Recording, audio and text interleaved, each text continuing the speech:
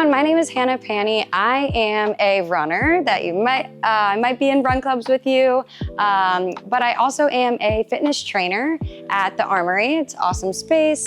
I teach group fitness classes, personal training, and even some field hockey athletes as well. But today, I'm gonna talk you through some different body weight strength moves that anyone can do. You don't need any equipment to enhance your running. So our strength moves are going to focus on strengthening our lower body, our glutes, and our core.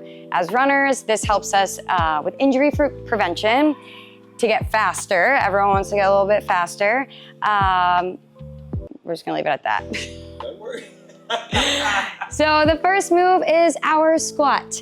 Our feet are gonna be about hip distance apart underneath us. Our heels are gonna be in, toes are pointed out. Chest stays nice and upright, shoulders are rolled back. We don't want our shoulders creeping up. We don't want them rounding forward. That keeps our core nice and engaged. Feet hip distance apart. We don't want them too wide, just underneath our hips. It's gonna help you to sink a little bit deeper, having your heels in and your toes slightly out. That way when you lower, you're lowering down into a comfortable seat. Your knees are tracking out towards those pinky toes, or at 11 and 2 if you're thinking about a clock. Especially as you drive up from the ground on that squat, our knees, we don't want them to crash in as we rise up. They're tracking out the whole time. And then our feet, we're thinking about our weight evenly distributed in our feet. We don't want to have our weight in our toes. We don't want to have our weight, oh my goodness, in our heels. Same pressure in the front of our foot, middle of our foot, and our back of our foot.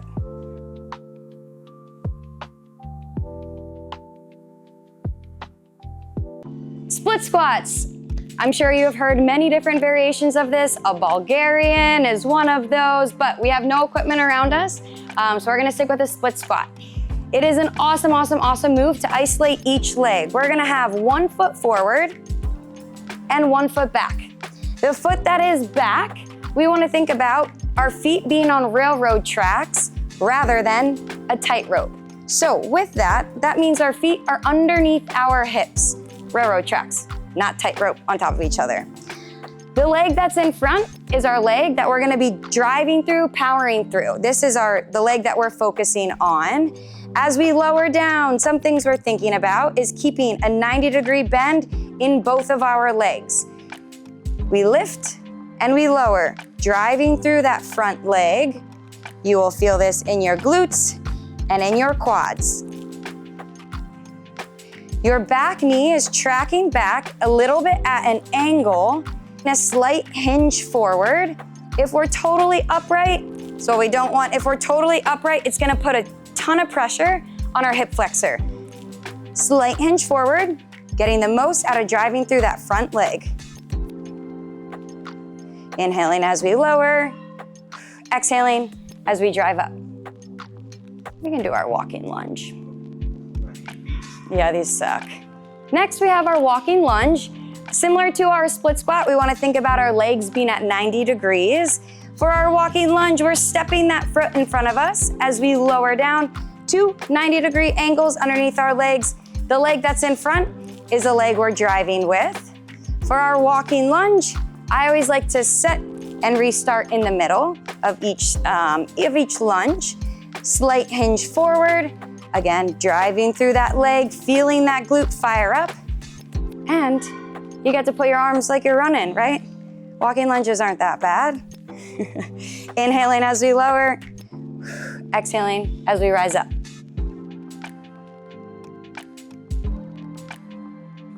Now we're gonna welcome a hinge movement. So we're gonna do a single leg RDL.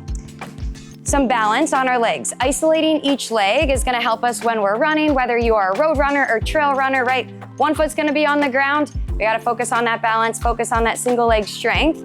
And single leg RDLs are one of the best moves for you to work on your posterior chain, your glutes and your hamstring. For your hinge, few things. We wanna think about our hips staying nice and square to whichever way we're facing. I'm a visual learner, so what I always like to imagine is if I have headlights on my hips, those headlights are pointing forward the whole time. If I open up my hips at all, those headlights, I'm not gonna know where I'm going. So they're forward the whole time. Body's nice and tall, as if we're in a giant line, straight line from the top of our head all the way down to our tailbone. We're gonna send our hips backwards. So instead of thinking about diving forward, we're gonna think about sending our hips back instead. We're gonna focus on our left leg right now, and our hips are sending straight back, firing up the backside of our leg. Our right leg is elevated, and we come straight back up. We do not need to go super, super far down to feel this. The point is to send your glutes as far as you can backwards. It helps focusing on a non-moving object to help you with your balance. You can even put your arms out into a T if that's a little bit easier for you. And then one modification for this one, I'm sure you saw my legs wobbling too. You can absolutely kickstand the opposite leg. Majority of your weight you want in the working leg, but your other leg is there to help you with your balance, and we send our hips straight back. Still focusing on squeezing your glute, hitting your hamstring with the hinge. Your core is nice and engaged. Inhaling as we lower, exhaling as we rise up. Calf raises, they're something that even myself, I'll sleep on them. They are going to help you reduce the risk of shin splints and help with your ankle mobility. So calf raises, don't sleep on them. This is something you can do every single day if you want. I'm gonna give you a few different options, but to start, feet underneath our hips. We're gonna roll to the balls of those feet, lifting all our heels up off the ground and then lowering back down. The goal of your calf raise is to not slam your heels back down to the ground, but how controlled can you make this move as you lower back down? So your toes can be pointed forward. A few other options for you. You can also have your toes in, heels out as you roll up and right back down. And then the third one I'm gonna show you is your heels in, toes out. You will feel all three of these in different calf muscles. Ooh, I need to do these once more. And then if you're feeling really fancy, you can absolutely do all three of these moves on one leg. I recommend maybe holding on to an object, a wall, anything to help you with your balance, your kitchen table, an island, anything like that, just so you don't fall over and you make the most out of it. I know we said no equipment. However, I'm sure some of us have books, maybe a box, a step in our house. There are a few elevated moves that will greatly help you as a runner. So, first one that comes to mind is our step up. Our step up, we want to think about our foot. Our whole entire foot is on top of whatever the object is. We don't want just our toes, and we definitely don't want just our heel. We will absolutely fall down the other side. So our whole foot is on for our step up. We are going to think about driving through the leg that's on top of our object, not the leg that is on the ground. We don't want to push off on the leg that's on the ground. As we drive up, we're going to drive our knee up as well. This will welcome some hip flexor in there also. So step ups, they don't need to be anything too crazy. As you can tell, we're on what, 2 books over here? But that slight elevation will help you. Also driving your knee up. You don't need to, you can step that second foot on instead. And as an advancement, maybe once we get our balance aligned, then we start driving that knee up. Some things for the step up that we want to think about is our knee as we lower back down. This might be a good front shot. Yeah. For our step up as we lower back down, we don't want our knee crashing in. We want that knee tracking forward the whole entire time.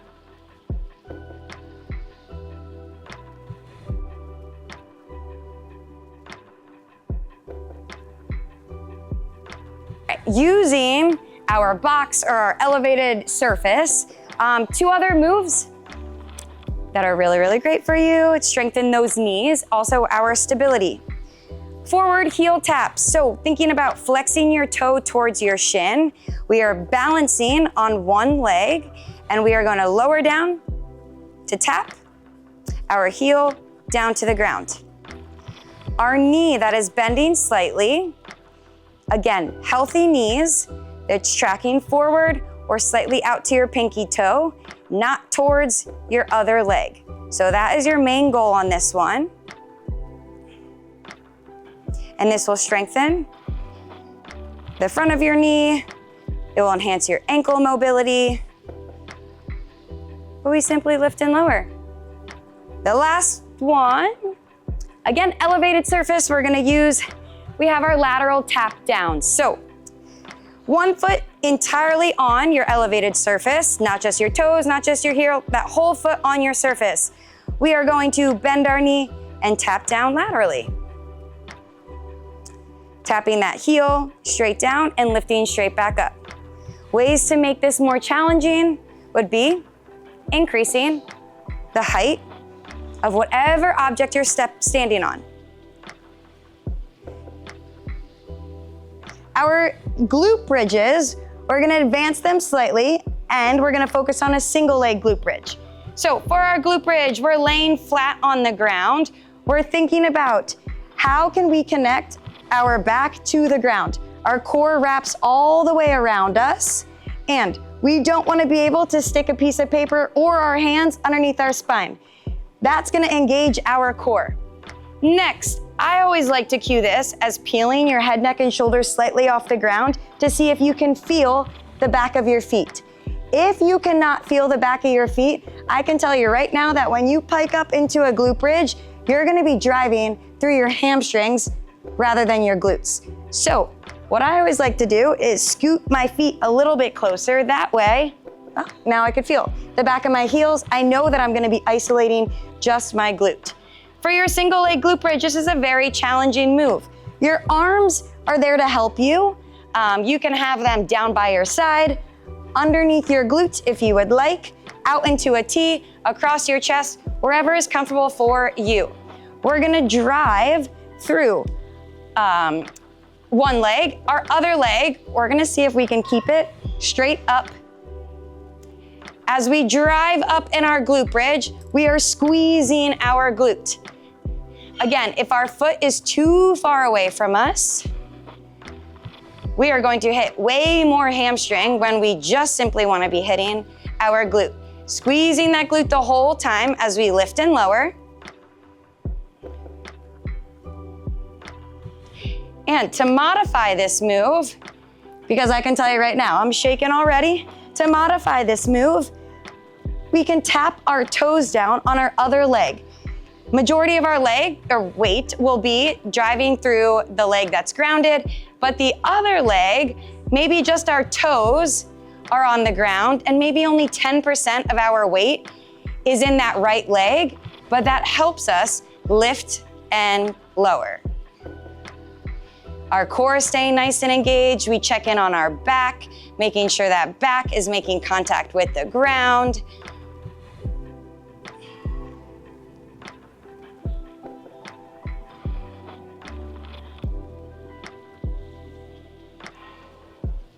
All right, a core move that is awesome for runners is a dead bug. A dead bug, our legs are gonna be bent at 90 degrees. Our arms are gonna be straight up from our shoulders. We lower opposite leg and opposite arm. The goal for this one is whichever ligaments that we are not moving, they are staying in place. So we engage our core to start. That lower back is making contact with the ground. Again, we don't want a piece of paper. We don't want our hands sliding underneath there. It's nice and engaged. I'm gonna lower my right leg and my left arm to touch the ground and come right back up. We inhale anytime our body is long. We exhale when our body is small.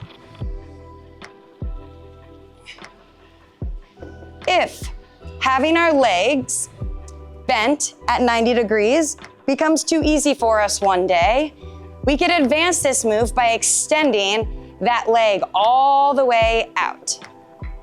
The number one thing that I see during a dead bug is that this leg, the leg that is not moving, starts to move and wiggle around. Maybe we're dropping it like this. Maybe we're also pushing it out here.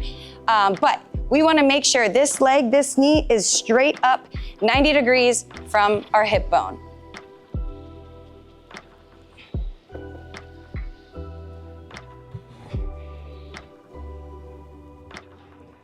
A core move that is so awesome for you, it is a full body move. So not just your core, but we're gonna hit our shoulders, we're gonna hit our glutes, and our core right here is our lovely plank. But I'm gonna show you a few different options. So our plank, our arms, our hands I should say, are directly underneath our shoulders. We're gonna step our feet back. If we keep a small space between our feet, that will help us keep our balance. The point of a plank is, what the hell was I gonna say? Point of a plank, I don't know. I'll just say, some things we wanna think about when we're in a plank. I'm gonna give you a little tips and pointers. If we feel our shoulders start to fatigue, fun fact for you, if you think about pushing the ground away with just your fingertips, that will alleviate shoulder pressure. Another fun tip, squeeze your glutes and squeeze your inner thighs. So this will, if you picture your core kind of like you're zippering up a jacket, squeezing your glutes and your inner thighs together, you will feel your core zipper straight up. It's pretty cool. You gotta try it yourself. So when you're in a plank, some things that we don't want is, we don't want our belly drooping down to the ground or our glutes drooping down to the ground. We also don't want our glutes all the way up to the ceiling. So this puts a ton of pressure on your shoulders that you don't need. It's also taking the work of your core out. So the most advanced core move would be this one right here, keeping our arms nice and straight. To modify, we can lower down to our forearms, thinking about keeping our elbows directly underneath our shoulders. Another way to modify is, I'm gonna prop myself back up onto my hands, is lowering our knees down. This is an awesome plank move, but I'm gonna tell you, I see a lot of people, they bring their feet up off the ground, whether they're doing a push-up, a modified push-up, or holding a plank. We wanna think about still driving our feet into the ground. This will help us eventually get those knees off the ground to hold a plank. And then two fun ones, if you wanna elevate a little bit more, is our side plank. Side planks are awesome. I'm gonna lower all the way down.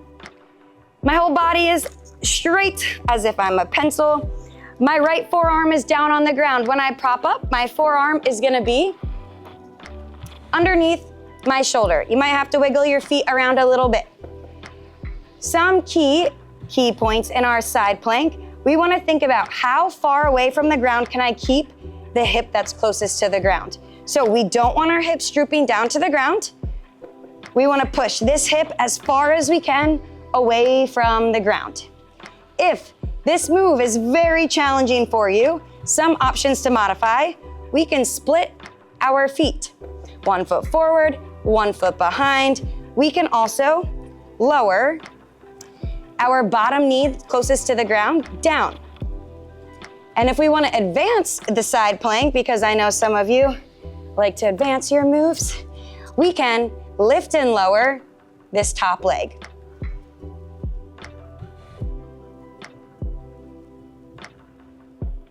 Superman. So our core wraps all the way around us, 360 core.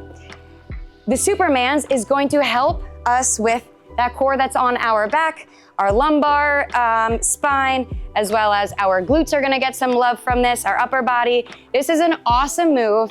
People sleep on this move, but it is so incredible. The best part is you get to lay all the way down on your belly.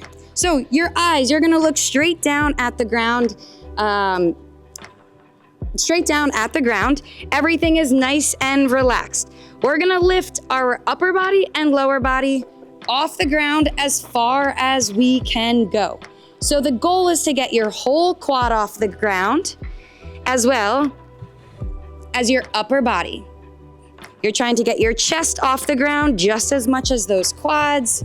You're squeezing your glutes, squeezing those legs as we lift and then we lower. To advance this move, you can add a 3 to 5 second hold at the top and then lower down nice and slow. To modify the move, you can either lift just the lower body or you can lift just the upper body and then lower back down.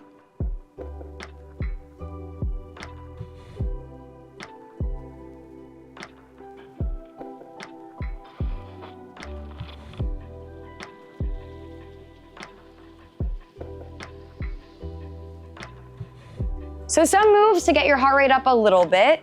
We're gonna do a squat jump. Squat jump, sticking with our squat form, feet underneath our hips, knees are tracking out towards those pinky toes. We're inhaling as we lower, exhaling as we rise up. When we land from our squat pop, we wanna land with a soft bend in our knees, sinking right down to that next jump. Chest is staying nice and upright, shoulders are rolled back. To modify this move, we're rolling to the balls of our feet. Maybe jumping is not for you, that is a-okay. We can still get explosive by rolling to the balls of those feet. Skater jumps. So, lateral movements. I know runners, we typically run in one plane, right? Forward, backwards, side to side isn't for us. So we gotta work on it, right? You never know if we need to cut around someone during a race, if we're out on the trails and the footing is kind of all over. Lateral movement is super important. Our skater jump, we're gonna start by balancing on our outside leg. We wanna think about jumping up and over something that will help you stick your landing rather than gliding. So as we jump up and over, we stick that landing. Soft bend in our knee, making sure our knee, again, is not crashing in towards that other leg. It is forward or even towards our pinky toe. To modify this move, we can tap a foot down behind us, and this helps us with our balance.